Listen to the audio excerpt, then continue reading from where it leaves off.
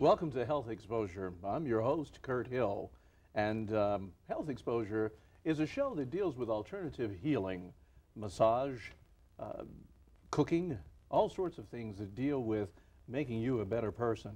Today we're going to be talking to Deborah Arneson on eating smart, healthy, and healthy living. Hi, Deborah. Welcome to the show. You always bring Hi, so Kurt. much with you.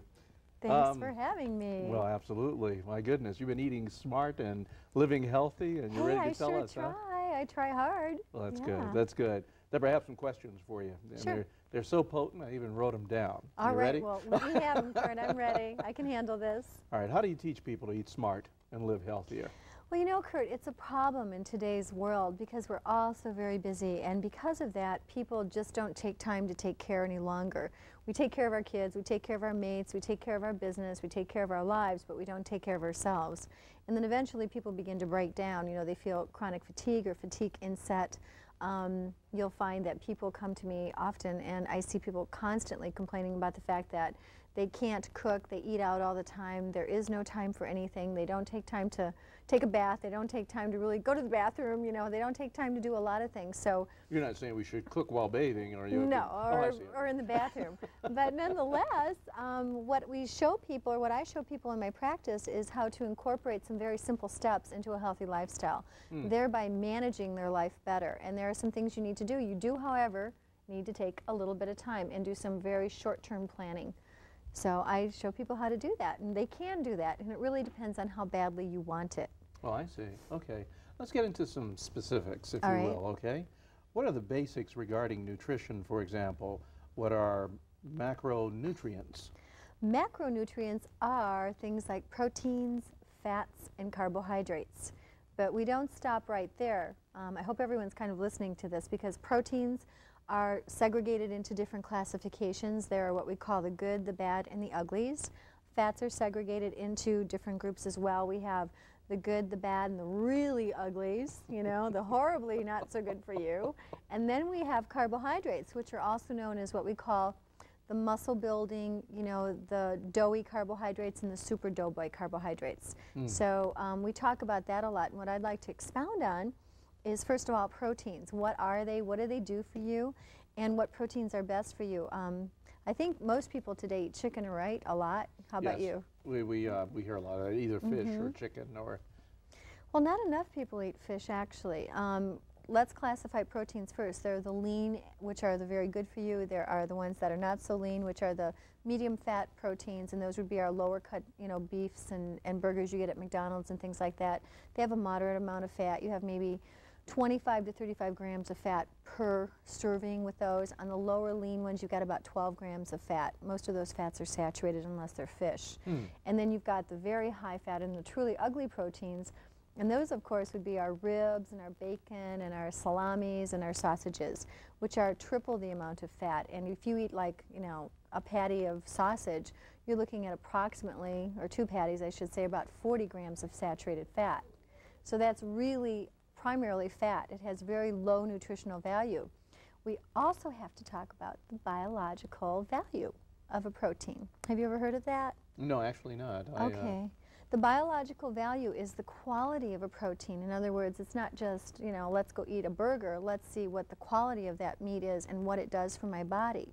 So high quality proteins are eggs, egg whites, fish, and rice and beans if you plan to be a vegetarian, and tofu. Those are very high biological values. And what they do are valued foods. They give your body more energy and more nourishment. Now, let me make sure we're on the same page here. Okay. You're saying that there's a high quality protein, which actually means that there's a low quality protein? Sure, there are lower qualities, low biological value proteins is what we call them. Oh, really? Biological meaning that they work on a biochemical or biomolecular level that either functions as an enhancement to the system or it suppresses the system. So the lower biological valued proteins are the ones that are typically fast foods or that have a very high fat content because it happens to be, you know, less healthy for you and higher in saturated fat.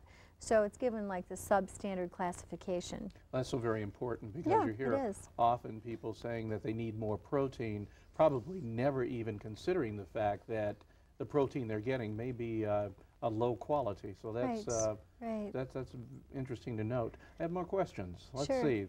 You talked about macro. Now, what Oh, about I'm not micro? done. I'm not done with macro yet. Okay. We have to finish up. I'm sorry. All right. I kind of let you like skate in there. We have to talk about our carbohydrates next. Okay. And the carbohydrates that I mentioned earlier, meaning the muscle building and then the doughboy and the super doughboy, again are classified as foods that have the greatest amount of fuel. So when you eat a carbohydrate, and a lot of people don't realize, a fruit is a carbohydrate, a vegetable is a carbohydrate. Our beans and legumes and starchy vegetables like peas and corns and carrots are also carbohydrates, and they kind of go into the starch category. They're not a vegetable per se because they have longer sugar chains. And then we have, of course, the doughboy carbohydrates, which are our breads and our pastas and our bagels, and those are the doughy foods that tend to make people doughy. And then we have the super doughboy carbohydrates, and those would be our Triscuits and our wheat thins and the things that are hydrogenated and packaged and taste really greasy and good, you know, and leave all kind of residue on your finger. So that's the classification of carbohydrates. And ideally, you want to eat the ones, again, that have a higher biological value. And those are carbohydrates that are very much eaten as they're grown. That would be our vegetables, our fruits, and our complex carbohydrates in that order, and make those doughboy and super doughboy carbohydrates secondary, you know, kind of carbohydrates where you just don't eat them if you can help it or only have them as a treat. Well, I see. Okay.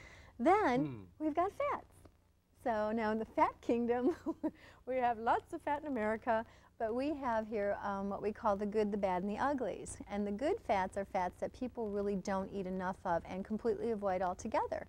Because when that fat craze came out in the 70s, everyone went, oh, don't eat fats, you know, it's like, don't eat anything that's fattening. So they started eating all non-fat and more sugar or low-quality carbohydrates. You mean there were people that said this? You know? Now what are you going to do? Be good. I don't know. Don't say it. So nonetheless, what we have here when it comes to the fat world, again, are avocados. Yes, if you sit down and eat plates and plates of guacamole, you'll probably gain some weight. But on the other hand, if you're fat-starved or oil-starved for good oils, we call them, then your body is going to probably be very appreciative. The problem we have right now is everyone is avoiding fat and eating, again, lots of those sugar foods, which converts to fat. So if you don't have a little bit of good oils present coming from seeds and nuts and fish and olives and avocados, and the oils from those foods, those pure, raw, unprocessed oils, your body actually requires those. It desires those on a daily basis in very small amounts throughout the course of your day.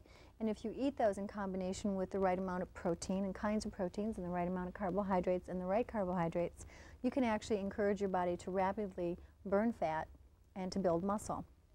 I see. The ugly, the good, the bad, or the bad we should go to next. The bad fats would, of course, be saturated fats, and those are found in bread, or in butters, and in, you know, dairy products and cheeses and things like that. And in our red meats, if they're a low biological value, again, are higher in the bad fats. Can you tersely tell us what the right amounts might be? You Sure. kind of mentioned that the right amount of this, the right amount of that, but It depends very much on your body size and your physical activity. I would say for the average American woman, if she were to take, you know, 2 slices of avocado a day, that comes out to about 10 grams of oil. It's a polyunsaturated fat primarily.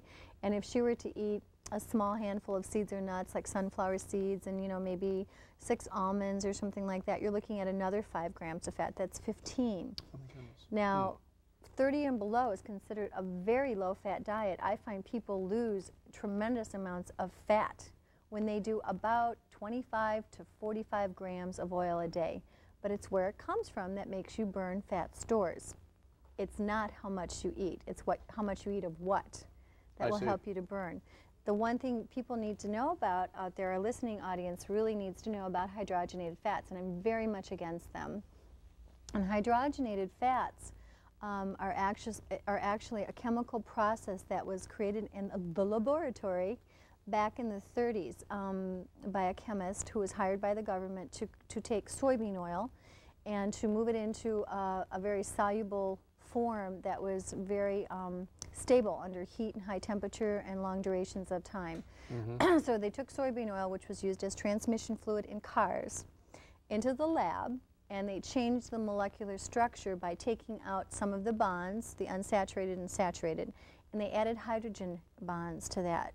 The hydrogen was very unstable, so what they did is they added nickel behind the hydrogen to hold those new H bonds in place. Then the nickel is a heavy metal. It's toxic to humans over the long haul. It deposits in soft fatty tissues like the glandular system, such as your adrenals and your prostate and your thyroid and things like that. So if you've used margarine all your life, you're not doing yourself any great favor from a nickel standpoint. But also the hydrogenation tends to cause problems in laboratory animals' livers, causing tumors and fibroids and things like that. So this processing is used in probably 90% of the snack foods you see on the counter or in the cupboard today. So when you walk into a grocery store, if you were to shop just the parameters of your grocery store, Kurt, you would have healthy foods for the most part. If you shop those middle aisles, 90% of those foods are breads, are raisins, are dressings, are cookies, are crackers, are cake mixes. Everything has hydrogenated or partially hydrogenated oil in it.